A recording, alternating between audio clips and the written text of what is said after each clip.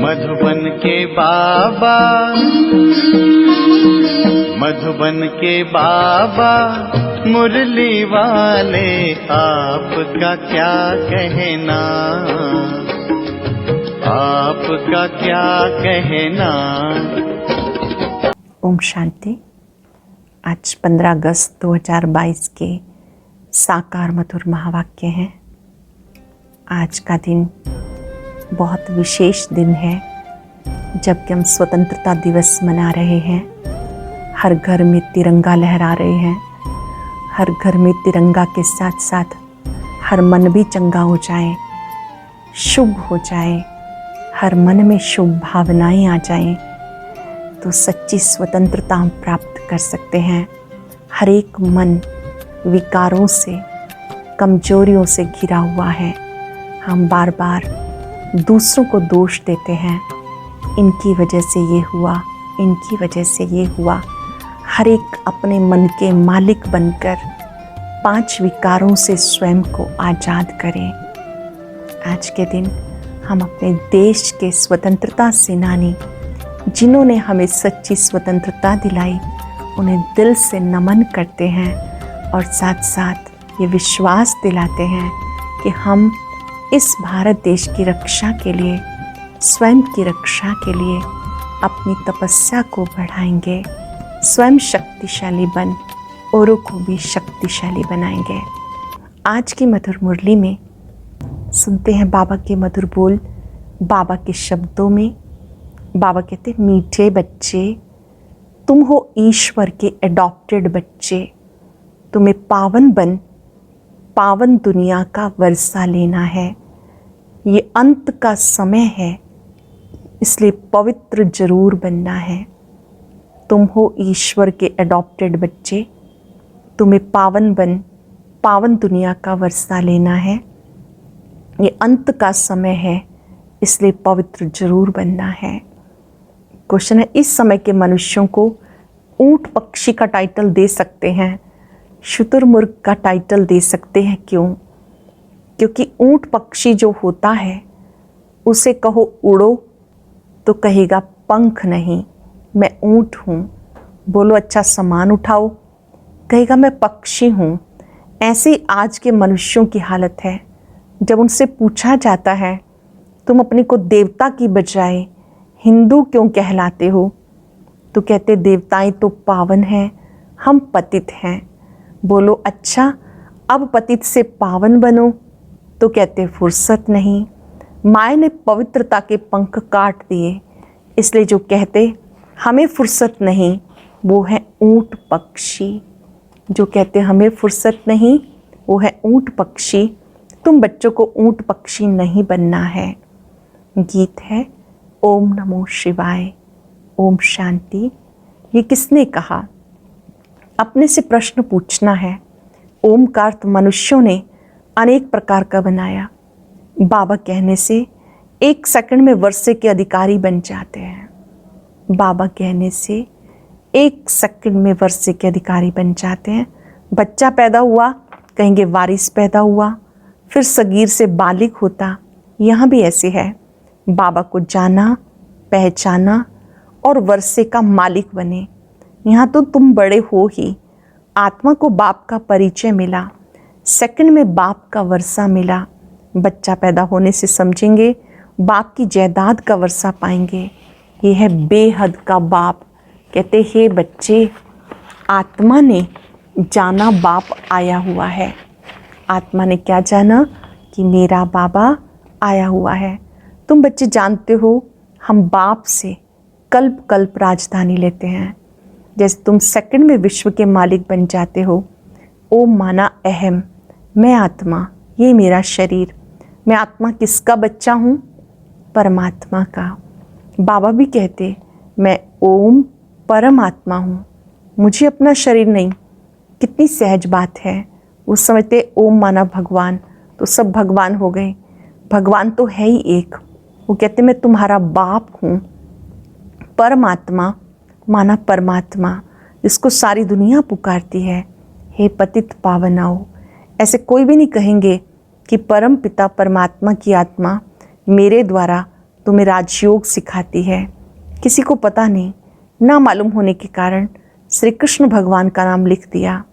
उसने राजयोग सिखाया, वह पतित पावन उसको कह नहीं सकते। वो तो है स्वर्ग का पहला बच्चा। जो पहले में है वो पिछाड़ी में होगा, इसलिए उनको श्याम सुंदर कहते हैं। पहले नंबर में है श्री कृष्ण, फिर 84 जन्मों के बाद उनका नाम ब्रह्मा एडॉप्ट होता। बाप आकर बच्चों को एडॉप्ट करते हैं। ज्योति बिंदु शिव बाबा, निराकार बाबा ब्रह्मा द्वारा हमें अडॉप्ट करते हैं। तुम अडॉप्टेड बच्चे, ईश्वर के बच्चे। तुम्हारी माँ भी है, बाप भी है, प्रजापिता भी है। फिर बाप कहते, इनके मुख से कहता हूँ तुम मेरे बच्चे हो।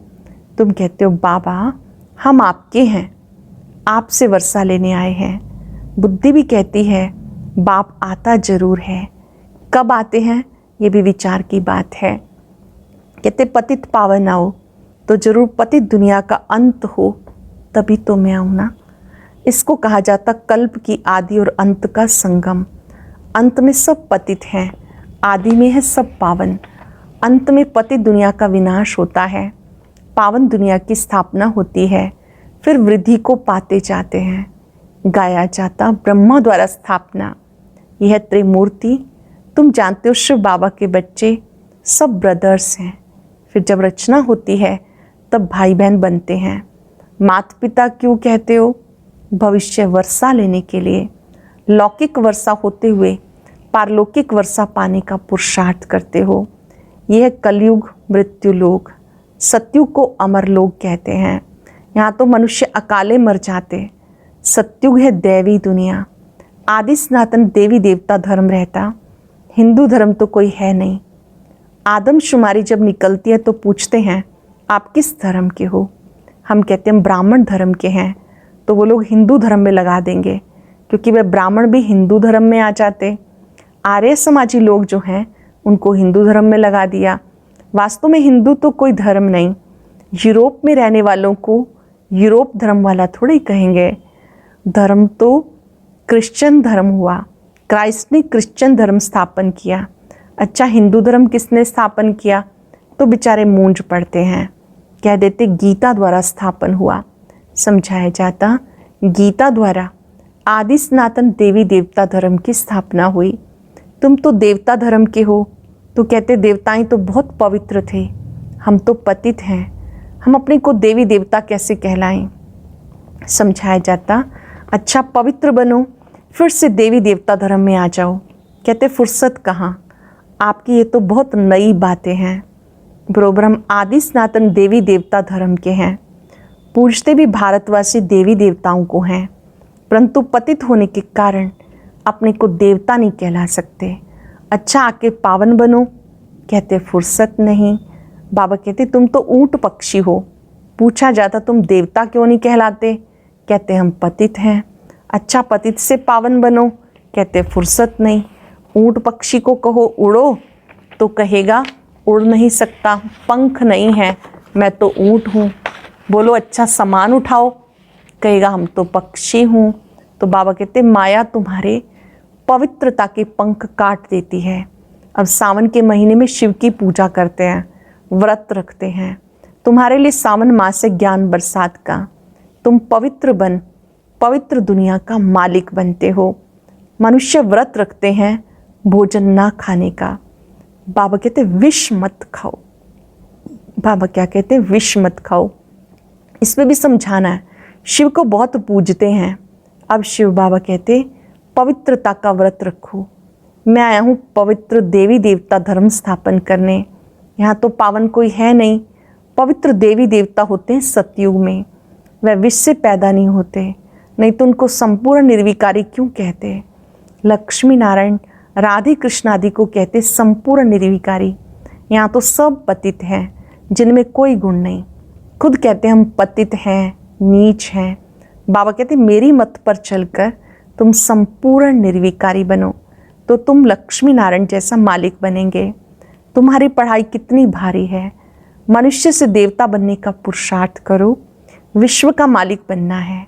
सत्युग में देवी देवताओं का राज्य था। अब फिर से देवी देवता धर्म की स्थापना हो रही है। तुम पवित्र बन स्वर्ग का वर्षा लेते हो। स्वयं माना आत्मा, आत्मा को राजाई मिलती है, उसको स्वराज्य कहा जाता। मनुष्य तो है देह अभिमानी, देह अभिमान से कहते हैं हमारा राज्य। यहाँ तुम कहते हो हम आत्मा हैं, इस शरीर के मालिक हैं, हम महाराजा बनेंगे, हमें सत्युग में पवित्र शरीर मिलेगा। अभी तो पतित हैं, जैसी आत्मा वैसा शरीर। आत्मा में खाद पड़ी है।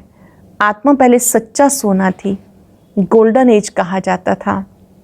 फिर त्रेता आया तो सिल्वर की खाद पड़ी, द्वापर में गए तो तांबे की खाद पड़ी। इस समय आत्मा झूठी, शरीर भी झूठा, इसे कहा जाता झूठ खंड। अब बाबा के साथ योग रखने से अलाई निकल जाएगी, इसे योग अग्नि कहा जाता। जेवर से किचड़ा निकालने के लिए आग में डाला जाता, ये भी योग अग्नि है, जिसमें खाद भस्म हो। फिर हम सच्चा सोना बन बाबा के साथ चले जाएंगे। बाबा कहते मेरे साथ चल पड़ेंगे, सत्युग में सच्चा सोना मिलेगा। अब श्री कृष्ण को सांवरा क्यों कहते हैं? श्री कृष्ण का नाम रूप तो बदल जाता। बाबा समझाते तुम गोरे थे, तुम्हारे में खाद पड़ी, अब बिल्कुल आयरनिस्ट बन गए। अब मैं सुनार हूँ, बच्चों को भट्ठी में डाल देता हूँ, बम्बोर को आग लगेगी, सबके शरीर खत्म हो जाएंगे। आत्मा तो अविनाशी है। एक तो योग अग्नि से पवित्र बन जाएंगे, बाकी सब सजाएं खाकर हिसाब किताब चुकतू कर फिर जाएंगे। ये ईश्वर की भट्ठी है सबको पावन बनाने के लिए। यह है ज्ञान का सागर, उससे तुम ज्ञान गंगाएं निकली हो। फिर मनुष्य ने उस पानी की गंगा को समझ लिया, वहाँ देवता की मूर्ति भी रखी हुई है। वास्तव में तुम हो भगवान के बच्चे, ज्ञान गंगाएं, जो फिर देवता बनते हो। जब स्वर्ग में आएंगे तब तुमको देवता कहेंगे। वहाँ आत्मा और शरीर दोनों पवित्र हैं। अभी तो पतित हैं। भारत गोल्डन एज है, फिर सिल्वर कापर आयरन एज बने, फिर गोल्डन एज में बाप ले जा रहे हैं। तुम्हारी आत्मा और शरीर दोनों ही पवित्र हो जाते हैं। बाबा कहते हैं मैं धोबी भी हूँ, तुम्हारी आत्मा को धोने आता हूँ। सिर्फ बाप को याद करो, बस योग में रहने से तुम विश्व के मालिक बन जाएंगे। बाहुबल वाले विश्व के मालिक नहीं बन सकते। हाँ, उनमें इतनी ताकत है, अगर कृष्ण दो भाई आपस में मिल जाएं तो विश्व के मालिक बन सकते, परंतु ला नहीं। कहानी भी है, दो बिल्ले आपस में लड़े, माखन बंदर खा गया, तो वह दो लड़ते हैं, बीच में माखन भारत को मिल जाता है। इसमें भी नंबर 1 है श्री कृष्ण, इसलिए श्री कृष्ण के मुख में गोला दिखाते हैं, वो मक्खन नहीं, वह स्वर्ग का राजभाग श्री कृष्ण को मिला। बाप समझाते सब विनाश हो जाएगा, फिर तुम मालिक बन जाएंगे। उससे पहले बाप की श्रीमत पर जरूर चलना है। श्रीमत से श्रेष्ठ आसुरी मत से भ्रष्ट बनते हो। यह है आसुरी पतित दुनिया, एक भी पावन नहीं। पावन दुनिया में एक भी पतित नहीं। अब तो सब पतित हैं। गाते हैं पतित पावन सीताराम। हम सीताएं रावण की जेल में पड़ी हैं। पुकारते हैं हे राम आकर के छुड़ाओ, पावन दुनिया में ले चलो। भले गाते हैं परंतु जानते कुछ नहीं, जो आता सो कहते रहते। रावण ने बिल्कुल सुला दिया। अब बाबा आके जगाते। परम पिता परमात्मा पतित पावन जो सृष्टि का रचयिता है, उनकी बायोग्राफी को हम जानते हैं। ब्रह्मा विष्णु शंकर लक्ष्मी नारायण की बायोग्राफी को भी हम जानते हैं। लक्ष्मी नारायण के 84 जन्मों को भी हम जानते, तो नॉलेजफुल हो गए ना। तुम श्री कृष्ण के मंदिर में जाएंगे, समझेंगे सतयुग का पहला प्रिंस था, अब अंतिम 84वें जन्म में ब्रह्मा हुआ। ये भी बहुत समझने की बातें हैं। बाबा बच्चों को समझाते, बच्चे खबरदार रहना, कभी किसी को दुख नहीं देना। बाप तो दुख हरता सुख करता है। तुम भी 5 विकारों का दान देते हो। दे दान तो छूटे ग्रहण, ग्रहण लगता है तो फकीर लोग कहते दे दान। अब बाबा कहते मेरे लाडले बच्चे, विकारों का दान दो तो सर्वगुण संपन्न बन देवता बन जाएंगे। दुख का ग्रहण छूट जाएगा, तुम सुख के मालिक बन जाएंगे। सुख धाम के मालिक बन जाएंगे। इसलिए 5 विकारों का दान लिया जाता, ये तो अच्छा है ना। अब तुम्हारे ऊपर विकारों का ग्रहण लगने से एकदम काले बन गए। हम तुम्हारे से विकार ही मांगते हैं और कुछ नहीं मांगते। बाबा समझाते, अब तुम बच्चों को आत्म अभिमानी बनना है। मैं आत्मा हूँ, परमात्मा को याद करना है, वह उनसे लेना है, इसलिए देही अभिमानी बनो। वर्षा बाबा से लेना है, इसलिए देही अभिमानी बनो। देवताएं आत्म अभिमानी बने। अब मुझ बाप को याद करने से तुम्हारे पाप भस्म हो जाएंगे। हम रक्षा करेंगे, तो मुझे याद ही नहीं करेंगे तो रक्षा क्या करेंगे। बाबा पूछ रहे हैं, तुम बच्चे मुझे याद ही नहीं करेंगे तो रक्षा कैसे करेंगे। बाप कितना समझाते, ये बातें कोई शास्त्रों में नहीं, वह भक्ति की सामग्री। बाप तुम्हें सदगति में ले जाने के लिए पढ़ाते हैं। इस शरीर द्वारा तुम्हें समझाता हूँ, ये मेरा शरीर नहीं, ये इनकी पुरानी जुत्ती है, लोन लिया है। मैं इनमें प्रवेश करता हूँ, फिर पावन बनाता हूँ। कितना अच्छी रीति बाबा समझाते हैं। मैं इनमें प्रवेश करता हूँ, तुम्हें पावन बनाता हूँ। कितना अच्छी रीति बाबा समझाते हैं। अच्छा, मीठे मीठे सिक्के लदे बच्चों प्रति माता पिता बाप दादा का याद प्यार गुड मॉर्निंग। रूहानी बाप की रूहानी बच्चों को नमस्ते। रूहानी बच्चों की रूहानी बाप दादा को नमस्ते, गुड मॉर्निंग। शुक्रिया बाबा, शुक्रिया। धारणा के लिए सार। पहली पॉइंट है, बाप की श्रीमत पर चलकर संपूर्ण निर्विकारी बनना है। पढ़ाई से विश्व की राजाई लेनी है।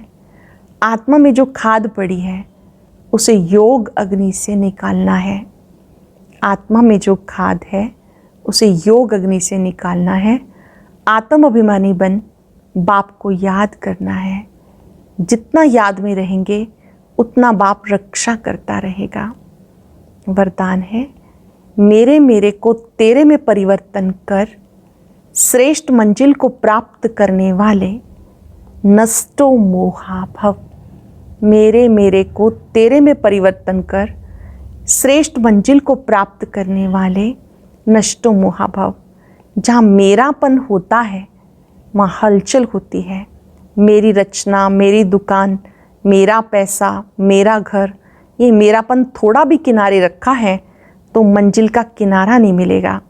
श्रेष्ठ मंजिल को प्राप्त करने के लिए मेरे को तेरे में परिवर्तन करो। हद का मेरा नहीं, बेहद का मेरा, वो है मेरा बाबा। बाबा की स्मृति और ड्रामा के ज्ञान से नथिंग न्यू की अचल स्थिति रहेगी और नष्टो मोहा बन जाएंगे। बाबा की स्मृति और ड्रामा के ज्ञान से नथिंग न्यू की अचल स्थिति रहेगी और नष्टो मोहा बन जाएंगे। सरल शब्दों में, मेरा बाबा, सभी मेरे को इस मेरे बाबा में समा देना है।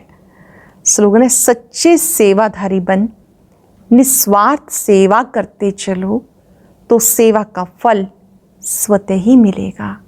निस्वार्थ सेवा करेंगे तो निस्वार्थ सेवा का फल स्वतः ही मिलेगा। ओम शांति।